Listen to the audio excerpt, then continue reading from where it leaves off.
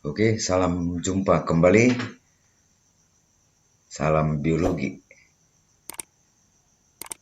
Oke, sebelum kita mulai pelajaran ini, perlu saya ingatkan, jangan ada meninggalkan KBM setelah mengisi absen gitu ya. Jangan kekanak-kanakan. Kita harus jujur. Ikuti sampai tuntas apaan itu KBM-nya. Tonton berulang-ulang video yang kita berikan. Ya, bisa kamu like. Bisa subscribe gitu dia. Jadi jangan main kucing-kucingan gitu, karena itu nggak ada artinya. Jangan hianati masa depanmu. Saya serius mempersiapkan materi ini, maka kamu serius mengikutinya. Oke, baik. Nah, kita akan membahas bab 2, yaitu metabolisme. Pengertiannya apa? Yang pertama, proses pertukaran zat dalam tubuh atau dalam sel. Yang kedua, bisa kita sebutkan keseluruhan reaksi kimia atau reaksi biokimia yang berlangsung di dalam tubuh. Itulah metabolisme.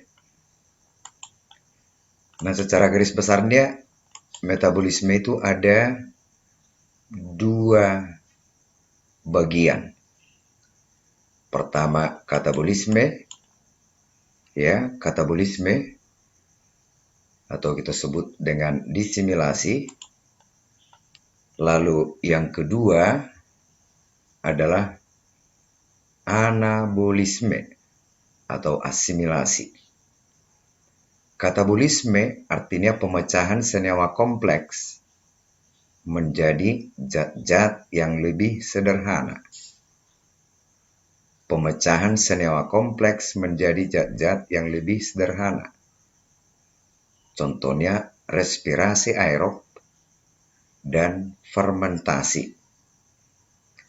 Dalam bahasa sederhana kita sebutkan gini, ini senyawa kompleks misalnya gini. Lalu apabila ini dipecah menjadi, berarti dari yang besar menjadi kecil, itulah katabolisme. Dari yang besar diubah menjadi yang bagian-bagian yang lebih kecil. Kalau ini kita pisahkan ini tadi dari menyatu menjadi terpisah, berarti ada ikatan kimia yang putus. Ikatan kimia itu adalah energi. Berarti sistem ini sekarang reaksi ini membebaskan energi sehingga disebut dia bersifat eksorganik. Anabolisme proses pembentukan senyawa kompleks dari zat-zat yang lebih sederhana, atau pembentukan yaitu senyawa yang lebih besar dari yang kecil-kecil. Yang kecil-kecil digabung menjadi besar. Menggabung berarti ada ikatan. Ikatan kimia itu energi. Berarti sistem itu sekarang reaksi itu menyimpan energi dalam bentuk ikatan kimia, maka disebut bersifat endorganik. Contohnya fotosintesis dan kemosintesis. Nah, ingat saja bahwa sintesis itu artinya pembentukan gitu ya. Sintesis artinya pembentukan. Baik. Lalu berikutnya kita bahas itu enzim. Enzim adalah zat atau senyawa protein yang berfungsi sebagai biokatalisator. Berarti kan di sini katalis. Karena terjadi dalam tubuh, maka disebut biokatalisator. Dia katalis. Bahwa katalis berperan mempercepat reaksi, namun setelah reaksi usai, dia akan terbentuk kembali. Maka enzim bisa dipakai berulang-ulang karena dia akan terbentuk utuh kembali setelah reaksi kimia itu usai. Nah, apa komponen penyusun enzim itu? Nah, kita lihat enzim terdiri dari dua komponen pembentuknya. Pertama itu protein dan non-protein ya. Protein dan non-protein. Komponen penyusun enzim yang terdiri dari protein disebut apoenzim dan non-protein disebut gugus prostetik. Gugus prostetik ada dua bagian, zat anorganik berupa ion-ion logam disebutlah kofaktor. Lalu zat organik ya, tentu non-protein disebut koenzim. Contoh koenzim misalnya vitamin gitu ya, vitamin, beberapa jenis vitamin berperan sebagai koenzim. Oke, baik. Kesatuan apabila bergabung apoenzim dengan gugus prostetik, kesatuan antara apoenzim dengan gugus prostetik, itulah yang disebut dengan holoenzim. Holo artinya lengkap, sempurna gitu ya. Oke. Nah, berikutnya kita bahas dulu bagian-bagian enzim. Bagian-bagiannya maksudnya gimana? Misalnya bagian tubuh kita, ada kepala, ada badan, ada anggota gerak.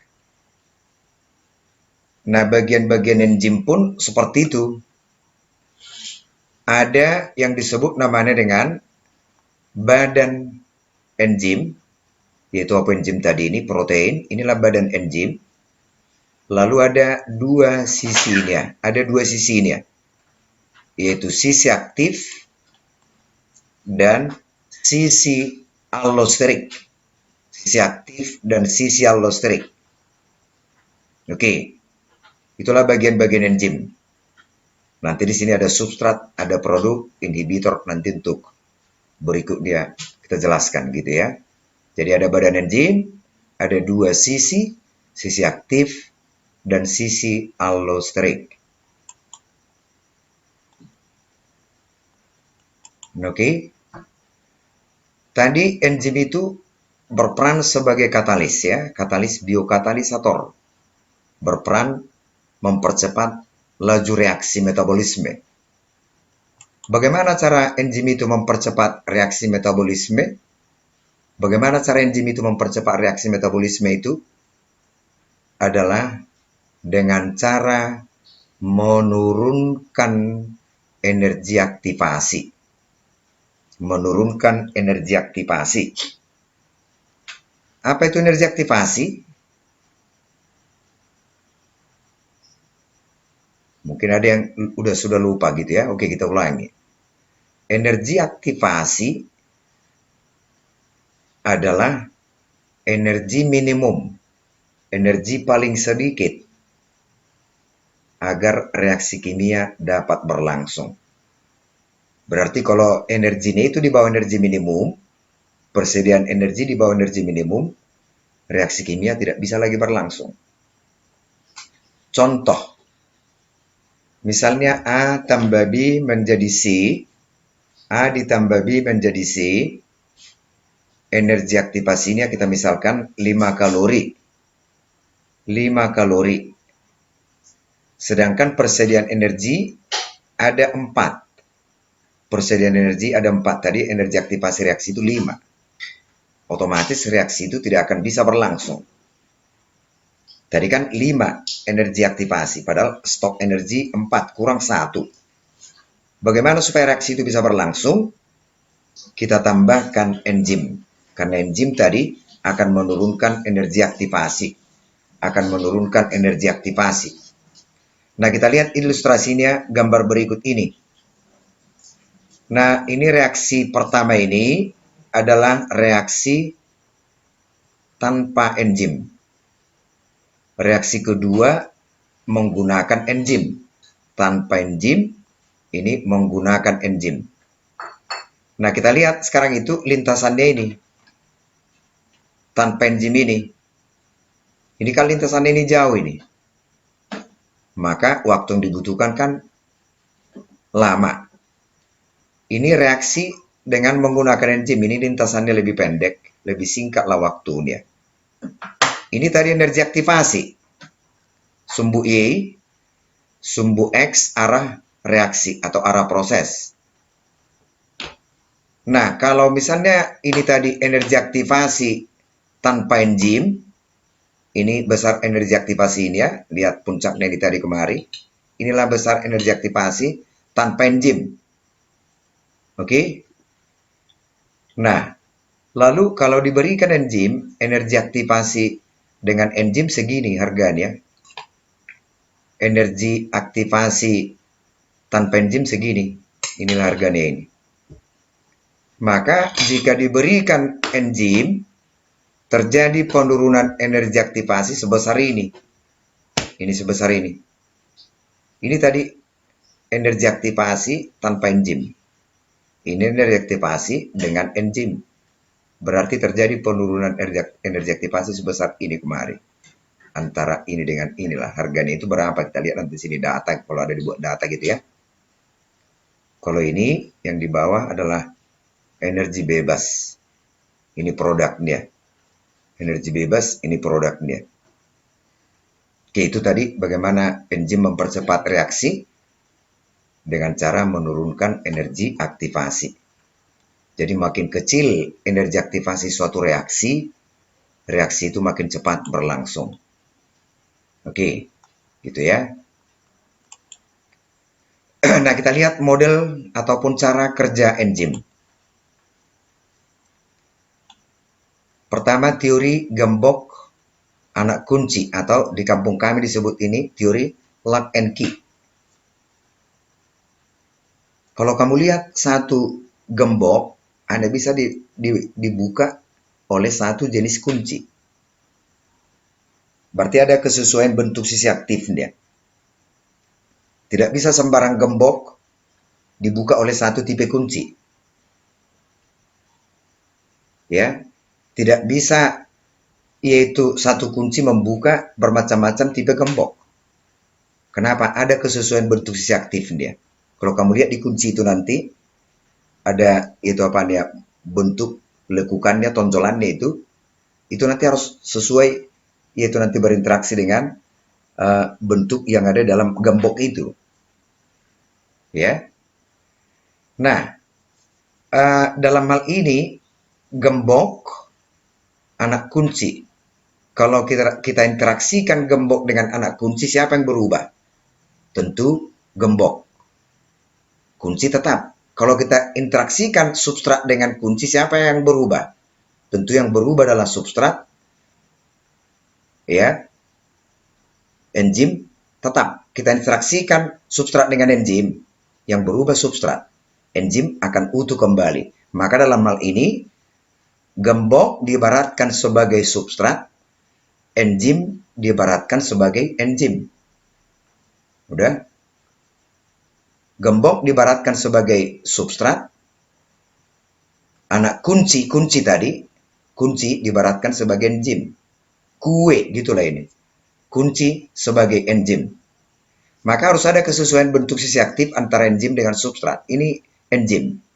Dalam hal ini enzim, inilah sisi aktifnya. Ini substrat. Ini sisi aktifnya, tonjolannya ini. Jadi nanti ada kesesuaian bentuk sisi aktifnya, maka ini bisa berinteraksi kemari.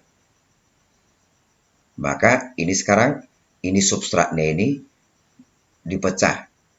Pemecahan. Ini kan ada tonjolan di sini tadi ini, jadi nggak ada, udah lepas. Berarti ini namanya katabolisme. Oke? Setiap jenis enzim memiliki bentuk sisi aktif tertentu. Substrat pun memiliki bentuk sisi aktif tertentu. Jadi, supaya enzim bisa bekerja dengan substrat, harus ada kecocokan bentuk sisi aktifnya, ibarat gembok dengan kunci.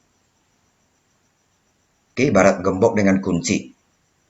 Maka enzim bekerja secara spesifik. Bekerja secara spesifik.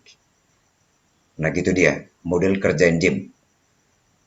Oke, sampai di sini dulu. Nanti kita lanjutkan teori yang kedua.